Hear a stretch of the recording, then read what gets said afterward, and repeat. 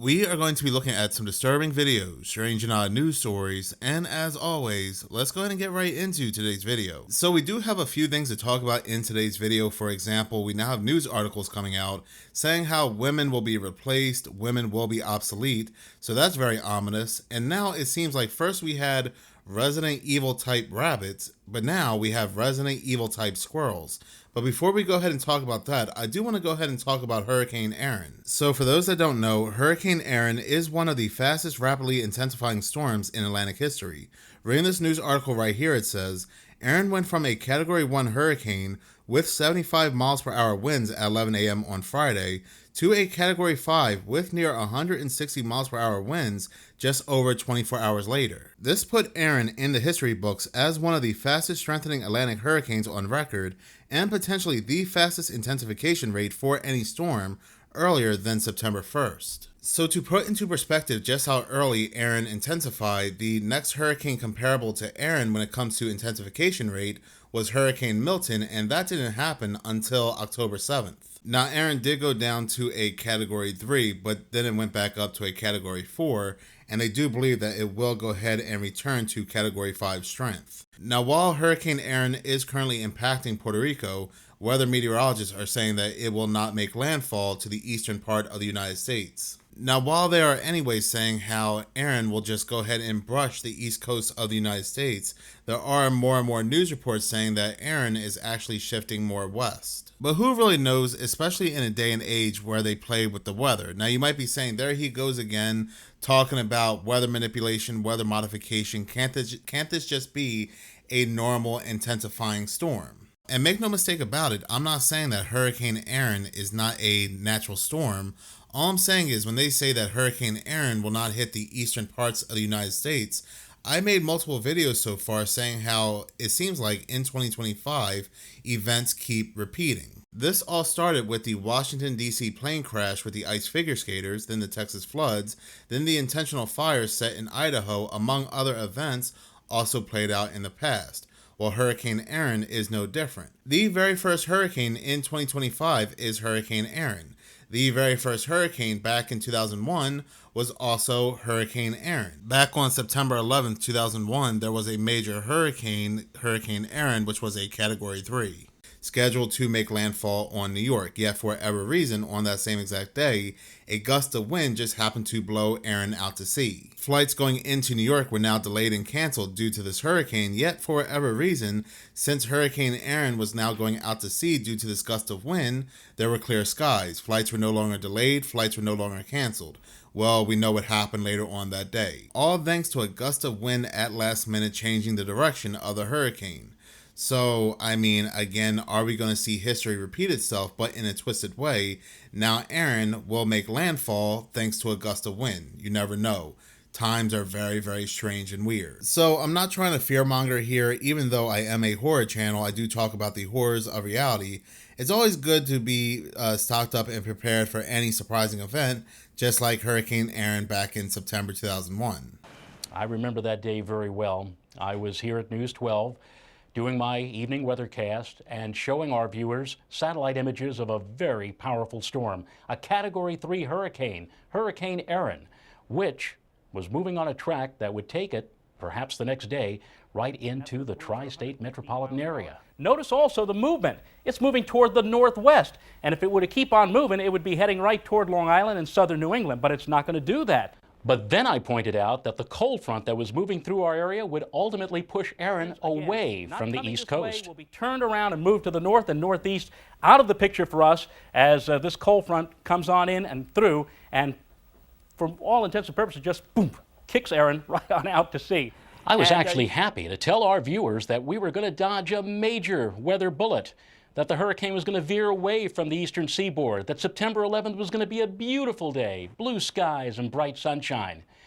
In retrospect, maybe it would have been better if we had to deal with the hurricane. The front moves through, less humid air moves in, and sunshine. You know, if that cold front had been just 24 to 36 hours slower than it was, the weather on 9/11 might have been much different than it turned out to be. So you're probably saying to yourself, I'm not going to click that video. You're clearly clickbaiting here. Really? The end of women? You're trying to bait me. You're a baiter. But am I really baiting here? So what am I talking about? Well, multiple news agencies are talking about this, but I do want to focus on this news article right here, which was published by LiveMint.com on August 17th, 2025. This news article is titled, End of Women, Humanoid Robots to Give Birth to Live Babies Soon, All It Costs is 12 lakh. The article continues to say scientists in China have claimed that the world's first humanoid robot surrogate could soon give birth to a live baby. The project led by this doctor here of Kuai Technology in Guangzhou aims to mimic pregnancy inside an artificial womb. The article continues to say the baby would grow inside the robot's body in a womb-like space filled with artificial amniotic fluid. Dr. Zhang is already in talks with Guangdong authorities to draft laws and rules for this technology. So let's go ahead and stop right there, because some people may be saying this is just China, it's only China. But best believe, if they are telling us about this now, what China is doing with these robots and these robotic baby births, which they're even calling the babies humanoids, best believe this has been going on for a long time in other countries, especially in the United States. I mean, it was only this year that I learned of organoid brains, which are pretty much human brains grown in a petri dish that are basically made to be the counterpart of AI. When these scientists are asked, are these organoid brains conscious, they'll say generally they're not conscious, which is not a hard no, but as more research continues, they do find out they do have some form of consciousness. They say they've been creating these organoid brains for more than a decade, so that means it's been going on for a lot longer than that. But going back to the news article from LiveMint.com, it says the baby will grow for 9 months and receive nutrients through a tube before birth. Dr. Zhang said the technology has reached a mature stage.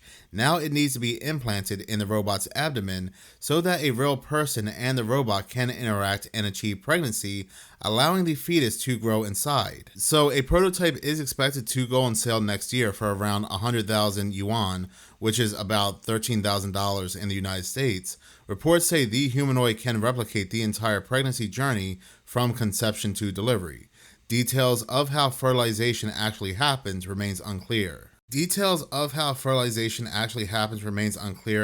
have not explained how a fetus will be implanted, but they claim that the idea is built on earlier experiments where a premature lamb survived in biobags for weeks. But like I said, you'll find multiple news articles and actual scientists from China not calling these babies or humans, but actual humanoids. And like I said, I 100% believe this, because this kind of confirms a quote-unquote conspiracy that half these people that we see, especially on TV, celebrities and so forth, are artificial. They freeze or glitch on TV, or they do very odd things that you would not expect a normal human to do. So, like I said, this has been going on for a long time now, and they're using this news story from China as a way to give the truth in plain sight. Some are even saying that this could help infertility issues in many different countries, but if that was the case, then they would fix a lot of the problems with food that can cause fertility issues, and also they would stop spraying things in the skies, in the airs, causing environmental hazards that can also lead to fertility issues as well. Like, for example, spraying Satan in the skies to dim the sunlight. So because they do not want to stop doing this, and also the so-called powers that be have said multiple times, especially in the World Economic Forum, where China is also a major player, that they do want to go ahead and lower the population. I mean, do you remember the Georgia Guidestones? They want a population of no more than 500 million. This is also something that has been echoed inside the World Economic Forum. So when it comes to these robots giving birth, or pregnant robots, there's definitely something else at play here. Governments around the world, they have been making human chimeras for quite some time now, human animal entities, and they've also been making human embryos without the need for eggs or sperm. Like, for example, this news article right here from Reuters, which was published on September 7th, 2023, Israeli scientists create model of human embryo without eggs or sperm. This looks a lot like a human embryo, but it was created without sperm, eggs, or a womb. It was made in a lab by a group of scientists in Israel, and what they've created so far offers a new glimpse into the early stages of embryonic development. They've built a model that resembles an embryo at day 14 of human development, according to Professor Jacob Hanna at Israel's Weizmann Institute of Science. What we did, we took human stem cells that were derived years ago from donated early embryos. And what we do this time is we put them in a special media that takes them to really, really early stages. And again, in about 1% of the aggregates, we can see that cells start differentiating correctly, migrating and sorting themselves into the correct structure. And the farthest we could get is day 14 in human embryo development. That's when an embryo acquires internal structures, but before it lays down the foundations for our organs. And it really makes me wonder, in the case of any mass depopulation event, will these humanoids replace humans, these more controllable humanoids? Because I sometimes do think of the Deagle report and the mass depopulation, which now we are in 2025, but because that leaked, was that event moved to another date? So the Deagle report is a report that was leaked on a website called Deagle.com. And what's interesting is Deagle.com is just military talk. It's a website about military weapons, military strategies, military everything. Then somebody said that somebody super high up in the agencies decided to leak this report to kind of warn people about something. And this was in 2017, and it circled the internet, like, you know, conspiracy theorists were all over it. I was totally like into it. And then in 2020, it got wiped off the internet, like if you tried to upload it again, you would be flagged immediately. Right now it's back on the internet again, and I think it's floating around. If not, I have it saved on my phone. Let me just show you guys. So according to the Deagle report, the United Kingdom is set to be depopulated by 77.1% by this year. Ireland is supposed to be by 72.4% depopulated by this year. The United States, and then you've got Australia right here. Then you have, where's Canada? Oh, Canada's right there. You've got Israel right there. And it's just really interesting. But then there's also a growth of population in the same report. Let me just show you that. So we start tapering off here, and then it says Russia. Where's Russia? I had it somewhere. It was like 0.5% depopulation for Russia. So right there is Russia. And then what's interesting is you get to all of these countries, and they see a population growth from 2017 to 2025. And it seems like most of these countries, I'm not saying all, but most of these countries on here didn't push for the you-know-what in 2020. Now, what people also don't understand is that 2020 was actually supposed to happen between 2012 and 2016. So if you were really active in the conspiracy theory stage, everybody knew that was coming for Depop, right? And then they pretty much pushed it in 2020. And then I don't think it actually went as well as they thought it would, because I think they thought by 2025 they would have us completely in the 15-minute city digital prisons, and that they would have created havoc. Luckily for us, what they created, the Schmobit, didn't actually stick as well as it did when they released it in China at the military games, so that when everybody went home, they would actually transfer that, virus to everybody else. So what they did is they went through with it with lies and algorithm that they got from previous viruses that they used to release, like Zika and all of that other stuff. And so now I'm wondering, is the Deagle report also behind on time, just like their plan for the you-know-what, by maybe a decade? Because, AI is coming. There's way too many of us, and not many of us are going to have jobs. And that's a whole lot of issues for governments to just keep people sitting around eating uselessly. But talking about experimentations, in one of my most recent videos, I had spoken about these rabbits in Colorado and other states that are growing these horns, these tentacles from their heads, their faces, and so forth. Now, as I said, I have never heard of this before, but those that are researching this further said this is something known as Shope papillomavirus. Supposedly, rabbits can transmit this to other rabbits, but they can't transmit it to humans or other animals like dogs. But they're still telling people do not go near these rabbits that have this virus. But now news is coming out that another animal that we see in our daily lives has some kind of Resident Evil type virus. Reading this article from the New York Post, which was published on August 17th, zombie squirrels covered in oozing warts spotted skulking through United States backyards. Now, once again, just like with the rabbits with the horns and tentacles, I have never seen squirrels looking like this before, or even heard of something like this before. But because I have not heard of something before does not mean it's not real or hasn't happened. But continue to read the article. It says, the grotesque-looking gray squirrels photographed in states like Maine and across parts of Canada have appeared in recent months with oozing sores and hairless patches on their heads and limbs, the Daily Mail reported, citing a flurry of social media users spotting the critters on Reddit and X. Photos and reports of afflicted squirrels date back to mid-2023, but sightings have surged again this summer, the outlet said. This person from Reddit was quoted as saying, "At first I thought it was eating something from my front beds, but then I realized it was on its face."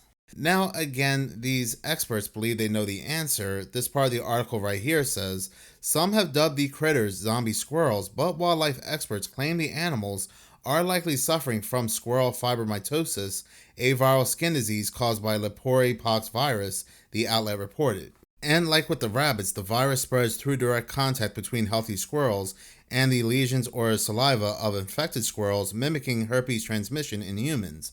But they also go on to say that these squirrels do not have any impact on humans or, again, other animals. It just goes from squirrel to squirrel. They also go on to say that this is something different from squirrel pox, which is more common in the United Kingdom. But like I said, they go on to have an explanation for this, but then they go on to say that this is something that has been seen as of recent, as of 2023. First thing I thought of after reading this story are all these GMO insects they are releasing on Nature. GMO mosquitoes, GMO flies, GMO spiders, and now they're talking about GMO ticks that can carry diseases that will have you allergic to all types of animal products. So is this some type of experimentation, and the animals are being impacted first? When it comes to censorship, privacy, and data, I saw this video clip on a channel called Barry Step, and it kind of blew my mind. No matter what you do with your phone, they're always collecting data. Is learning about us throughout the day. So here's what we're going to do. We have two identical phones. The only difference between these two phones is this one is in airplane mode. Both of the phones lack a SIM card, and they haven't been set up to access any Wi-Fi networks. So for all intents and purposes, these phones have no connection to a data network. We're going to keep them with us throughout the day. And while I travel around DC, we're going to figure out just what Google is finding out about me. Our first stop, Sim's convenience store, just outside our Fox Bureau, for a quick coffee. From there, we took a walk to the Capitol and took a quick walk around the Senate office buildings, and then decided to hop in a car and head around town. Hello. To run our test, we had to do more than walk the block, so we took a tour around our nation's capital. First, Children's National Medical Center Hospital, then west to St. Albans School and the National Cathedral. The entire time, the phones had no access to the internet. Oh my goodness. Not a Wi-Fi connection and not any cellular data service. It almost seemed quaint to assume that Google wouldn't even be able to collect data on me. Let's head back to the Bureau, my friend. Google's business model is simple. Collect data on its users and then use that data to sell targeted ads. It's a business model called surveillance capitalism. But does that critical data collection work even when your phones aren't connected? So we're back here at our Fox Bureau in DC, and we've got both of our phones exactly how we left with them. Have stayed in my pocket for the entire day. So let's find out what they know. This is our man-in-the-middle device. It's basically a Wi-Fi network that these phones are going to connect to once we turn their Wi-Fi on. It's going to pass data through it on the way to Google. But on the way, we're actually going to get a copy of the same data that Google's going to get. We'll be able to decrypt it and then find out where we've been throughout the day. Within minutes, the numbers rolled in. The phone that wasn't on airplane mode registered more than 100 locations, 130 activities, and even 152 barometric readings. As soon as it hooked up to our Wi-Fi, it transmitted 300 kilobytes of data straight to Google. The phone even logged our exact locations, tracking us all around town, the Capitol, the hospital, the school, and the cathedral. The metadata has a time log down to the very second, tracking everything when they think that you're walking, riding, and yes, even getting out of the car. Okay, so you're thinking, this isn't a big deal. I'll just put my phone in airplane mode. Yeah, we thought of that too. This is the other phone that we had with us that no SIM card also remained in airplane mode the entire time. Let's see what kind of data it captured.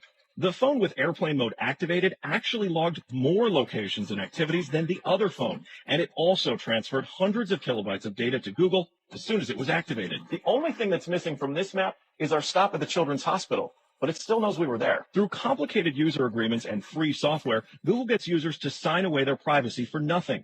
Google is watching you. And it's not even the phones, it's not even the Wi-Fi. They are even finding ways to track us in food. Some conspiracy theories are true. For example, let's say you had a friend call you up and say, I was eating at a restaurant and I found a microchip in my food. I know because I told them to leave off the pepper, but I saw a single speck of pepper, but when I looked at it closely, it was perfectly square, and when I took it home and looked at it under a magnifying glass, it was a microchip. Before you have them institutionalized, know that sometimes cheese has microchips in it. Specifically, authentic Parmesan cheese from Italy has chips embedded in the cheese wheels because they have a huge issue with counterfeiting. These chips let them scan the wheels for authenticity and also track where they go. These microchips are edible by design, and you may have eaten one in your life. Likewise, let's say that same friend says their printer is encoding secret messages in documents, that they keep finding these microscopic specks that they thought were just flaws in the print head or something. But once again, when they looked at them under their magnifying glass, they found a pattern, and they're certain that the pattern has meaning. What your friend has discovered are printer tracking dots. Many printers, we don't know which ones, use tiny, basically invisible dots. These identify the serial number of that printer and also the date and time when the document was printed. Printer manufacturers actually did this for 20 years in secret before the public found out in 2004. But for example, if documents were leaked from a government agency, these dots help them identify which printer they came from. Likewise, if you're using your printer for some sort of illegal counterfeiting activity, they can scan those nearly invisible dots and immediately know which machine did it and when. This is actually the frustrating thing about the fake conspiracy theories. Sometimes the reality is just as weird. Thank you so much for watching. If you like this channel and you want to see more, please subscribe. If you're already subscribed, please like, as any engagement does help the channel grow. Once again, thank you so much for your support.